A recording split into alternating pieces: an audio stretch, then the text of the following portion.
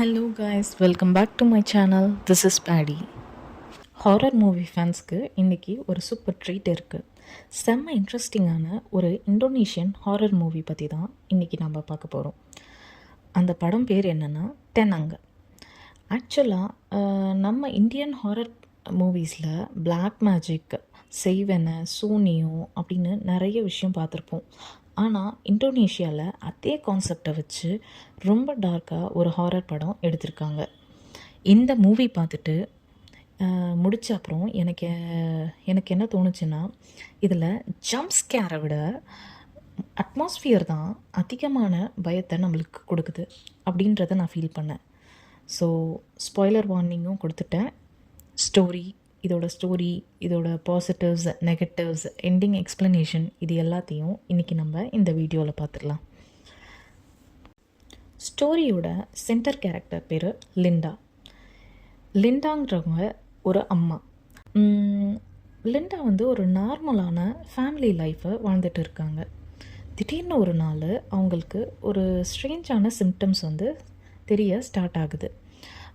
என்ன அந்த சிம்டம்ஸ்லாம்னா, திடீர்னு நைட்டில் தூக்கம் வர மாட்டேங்குது, யாரோ பேசுகிற மாதிரி வாய்ஸ் கேட்குது, ஹாலுசினேஷன்ஸ் வருது, உடம்பு மோசமாக ஆகுது. ஃபேமிலிக்கு இதை பற்றி தெரிய வருது. இது என்ன ப்ராப்ளம்னு ஆனால் புரியல அவங்களுக்கு. அப்புறம் சரின்னு ஹாஸ்பிட்டல் கூட்டிகிட்டு போகிறாங்க. டாக்டர்ஸும் செக் பண்ணுறாங்க. பட் மெடிக்கல் ரீசன் எதுவும் கண்டுபிடிக்க முடியல. இந்த மாதிரி இருக்க சிச்சுவேஷனில் கொஞ்சம் கொஞ்சமாக இவங்களோட உடம்பும் ரொம்ப சரியில்லாமல் போயிடுது. சிச்சுவேஷன் ரொம்ப டேஞ்சரஸ் ஆகுது. அப்போ தான் ஃபேமிலிக்கு ஒரு டவுட் வருது. இது நார்மல் டிசீஸ் மாதிரி தெரியலையே, யாரோ பிளாக் மேஜிக் பண்ணியிருக்காங்க அப்படின்னு ஃபேமிலி மெம்பர்ஸ்க்கு தோணுது. இந்தோனேஷியாவில் டெனங்னு சொன்னால் பிளாக் மேஜிக்கர்ஸ்னு அர்த்தம். அதை வச்சு ஒருத்தரோட லைஃப்பை டெஸ்ட்ராய் பண்ண ட்ரை பண்ணுவாங்க. லிண்டா மேலே அப்படி ஒரு கர்ஸ் பண்ணியிருக்காங்கன்னு இவங்க எல்லாருக்கும் புரியுது. ஆனால் அதுக்குள்ளே சிச்சுவேஷன்லாம் கையை மீறி போயிடுது. லிண்டாவும் என்ன ஆகுறாங்கன்னா, கடைசியாக இறந்து போயிடுறாங்க. ஆடியன்ஸும் இதை பார்த்துட்ருக்கும்போது ஸ்டோரி இங்கேயே முடியுது அப்படின்னு நினைக்கிறாங்க. ஃபேமிலியில் எல்லாருமே பயங்கர ஷாக்கில் இருக்காங்க. ஆனால் கதை இங்கே முடியலை. இங்கே தான் ஒரு ரியல் ஹாரர் ஸ்டார்ட் ஆகுது. அது என்னன்னு இனிமே பார்க்கலாம். லிண்டாவை பரியல் கிரவுண்டுக்கு எடுத்துகிட்டு போய் பரியல் பண்ணுறதுக்கு எல்லாத்தையும் ரெடி பண்ணிகிட்ருக்காங்க. அப்போ திடீர்னு ஒரு கருப்பு பூனை அவங்க பாடி மேலே ஏறி ஜம்ப் பண்ணுது. இந்த சீன் ஞாபகம் வச்சுக்கோங்க. லிண்டாவை பரியல் பண்ணுறதுக்கு எடுத்துகிட்டு போகிறாங்க. அதுக்கான ப்ரொசீஜர்ஸ்லாம் பண்ணிகிட்ருக்காங்க. பரியல் பண்ண போகிற நேரத்தில் அவங்க பாடி மேலே ஒரு பிளாக் கேட் ஜம்ப் பண்ணுது. இந்த சீன் மட்டுமே ரொம்ப க்ரீப்பியாக இருக்கும். அதுக்கப்புறம் நடக்கிற விஷயந்தான் மூவியோட பிக்கஸ்ட் டேர்னிங் பாயிண்ட்டுன்னு சொல்லலாம். இதுக்கப்புறம் வர்ற விஷயம்லாம் செமையாக இருக்கும். இறந்து இருந்த லிண்டா திரும்பி உயிரோடு எழுந்துருவாங்க. எப்போது பிளாக் கேட் அவங்க பாடி மேலே ஜம்ப் பண்ணுது. உடனே என்ன ஆகுறாங்கன்னா, இவங்களுக்கு உயிர் எழுந்து உட்காந்துடுறாங்க. ஃபேமிலி எல்லாருக்கும் ஃபஸ்ட்டு ரொம்ப சந்தோஷமாக இருக்குது, அம்மா திரும்பி வந்துட்டாங்களே அப்படின்னு சொல்லிட்டு. ஆனால் கொஞ்ச நேரத்தில் அவங்க பிஹேவியர்லாம் சேஞ்ச் ஆக ஆரம்பிக்குது. பேசுகிற விதமாக இருக்கட்டும், பார்க்குற விதமாக இருக்கட்டும், இல்லை அவங்க நடந்து போகிற விதமாகட்டும், எல்லாமே வேறு மாதிரி இருக்குது. ஸோ எல்லாருக்கும் ஒன்று புரியுது, ஏதோ தப்பாக இருக்குது அப்படின்றது. நார்மல் ஹியூமன் மாதிரியே தெரியல, ரொம்ப தப்பாக இருக்குது. இந்த பாயிண்டில் ஆடியன்ஸ்க்கு கிளியராக புரிஞ்சிடும், லிண்டா பாடிக்குள்ளே வேறு ஏதோ ஒன்று இருக்குது அப்படின்றது. ஒரு ஈவில் ஃபோர்ஸ், ஒரு டார்க் என்டிட்டி, இந்த மாதிரி ஏதோ ஒரு விஷயம் அவங்க பாடியில் இருக்குது. அதை அவங்க பாடிக்குள்ளே இருந்து அவங்கள கண்ட்ரோல் பண்ணிகிட்ருக்கு அப்படின்றது இப்போ ஆடியன்ஸ்க்கு புரிய ஆரம்பிச்சிருச்சு. ஆனால் இந்த மூவியை இப்படி கொண்டு போகிறாங்க. இது இந்த மாதிரி ஒரு விஷயம் நம்ம தமிழ் சினிமாலேயும் நம்ம ஒரு 90s கிட்ஸ்லாம் பார்த்துருப்போம். ஆக்ட்ரஸ் ரோஜா நடிச்சிருப்பாங்க. உங்களுக்கு அந்த மூவி நேம் ஞாபகமே கமெண்ட்டில் சொல்லுங்கள். அந்த மூவி பட் எனக்கு அந்த மூவி நேம் கரெக்டாக ஞாபகம் இல்லை. பட்டு இது இந்தோனேஷியாலேயும் இந்த மாதிரி ஒரு ஸ்கிரிப்டை எடுத்திருக்காங்க. சரி, இதுக்கு மேலே கதை என்ன ஆகுதுன்னு பார்க்கலாம். இதில் வந்து இன்வெஸ்டிகேஷன்லாம் கூட நடக்கும்.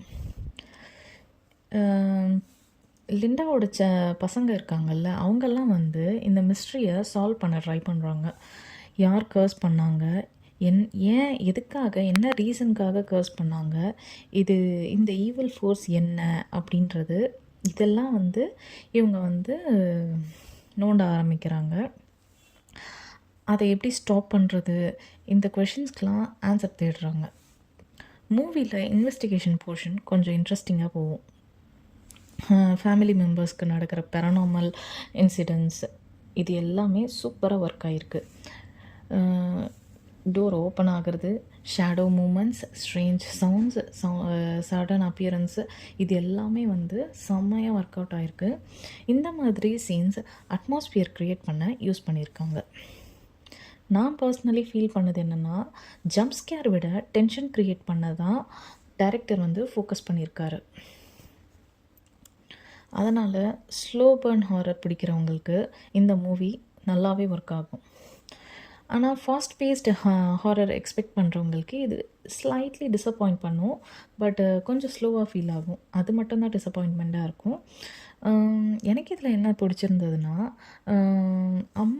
அம்மா இறந்துட்டாங்க அப்படின்ற சீன் வரும்போது எல்லோரும் உடஞ்சி அழுவும் போது திடீர்னு அவங்களுக்கு ஒரு லைஃப் கிடைக்கிது, ஃபேமிலியோட அவங்க வந்துடுறாங்க அப்படின்ற விஷயம் எனக்கு இதில் பிடிச்சிருந்தது ஃபஸ்ட்டு.